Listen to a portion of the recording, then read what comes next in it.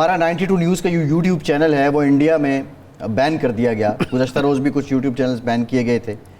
जो गैर जानिबदार और प्रो पाकिस्तान जर्नलिस्ट हैं या एनालिस्ट हैं, एक्सपर्ट्स हैं, उनको उनके मीडिया ने लेना बंद कर दिया है।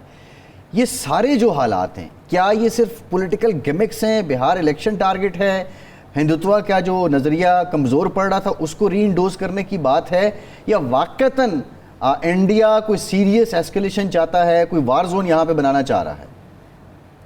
देखिए, ये बात बड़ी ज़बरदस्त किस्म की है। जो बात वहाँ से मुनक़ता हो गई थी कोई तकनीकी बुनियाद के ऊपर, मैं गुजारिश कर रहा था कि हम जनरल कुमार की बात करें। अभी आप ये मुझे बताइए कि क्या ये जनरल कुमार का अपना फैसला है या कहीं जनरल द्विवेदी जो कि उनके आर्मी के सरबराह हैं, जिनको ये नज़र आ रहा है कि तमाम लानतान भारतीय फौज के यानी कि सेना के ऊपर आ रही है, और मोदी सरकार जो है अपनी इलेक्शन गिमिक्स के लिए, अपनी गिरती हुई साख के लिए और मुल्क के निकलते हुए हालात और जिस तरीके से उनको डिप्लोमेटिक आइसोलेशन का शिकार हो रहे हैं, उसकी बुनियाद पे फौज को बलि का बकरा बनाया जा रहा है। ये बात जो है, एक प्रोफेशनल फौज जो है, जाहिर है वो अपना जो भी है उनके लिहाज से तो प्रोफेशनलिज्म है, वो इस बात को बर्दाश्त नहीं कर रहे। तो ये बात बिल्कुल दुरुस्त है। अब आपको तो मुबारक होना चाहिए, आपको मुबारकबाद 92 को जिसको बैन किया गया। क्यों? क्योंकि 92 HD ने जो है वो सच्चाई दिखाई, उनको आईना दिखाया, और वहाँ तकरीबन 7 करोड़ व्यूअर्स हैं जो ये देखना चाहते हैं, जो दूसरा रुख देखना चाहते हैं, वो जानना चाहते हैं कि वो लाशें, 27 लाशें कहाँ उड़ के चली गईं, कहीं तदफीन क्यों नहीं हुई, कहीं पोस्टमार्टम क्यों नहीं हुआ, कहीं जो गैर मुल्की सिफारत खाने थे उन्होंने क्यों नहीं अपने एलामिये जारी किए।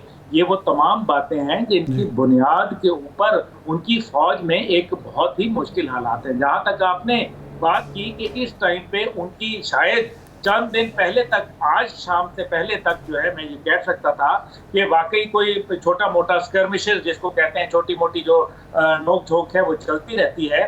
लेकिन आज के बाद मैं ये सोचता हूँ कि उनकी जो कमांड जिसने लड़ना है, नदरन कमांड, अगर आज वो नदरन कमांड जो है वो उसकी क़यादत चेंज हो गई है, और क्या मतलब है कि सिर्फ कोर कमांडर थे। आपको याद होगा कि 9 मई के वाक़यात के अंदर 17 अफसर जो थे पाकिस्तान के, उनको फारिग किया गया था। इसका मतलब यह है कि क्या भारत इस पोजीशन में है कि वो एकदम इतना बड़ा रिस्क ले ले और वो ये जाने बगैर कि वहाँ जी सही है, बिल्कुल ठीक है, कमांडर है वो लड़ने के लिए तैयार नहीं है। क्वाड कॉप्टर की बात की आपने, बड़ी मजे की बात है, मैं आपको इस पर गुजारिश कर दूं। देखिए, मैं फौजी जर्नैल का बेटा हूं, इसलिए मैं थोड़ा सा इन चीजों को जरा इनका तकनीकी जायजा लेता हूं। क्वाड कॉप्टर गिराया नहीं है, क्वाड कॉप्टर जो है ओवरराइड करके अपने कंप्यूटर सिस्टम से हैक करके उनको उतार लिया है। ये भारत के लिए एक तमाचा है उनकी आईटी के टेक्नोलॉजी के ऊपर और उनकी सिग्नल्स के ऊपर। देखें, जो कोर ऑफ सिग्नल्स है उसका काम होता है कि वो इस किस्म की तमाम चीजों को जो है मलूज़ खातिर रखे। लेकिन इससे क्या हुआ कि टेक्नोलॉजी हमारे पास आ गई, हमें ये पता चल गया कि वो क्वाड कॉप्टर कहाँ से उड़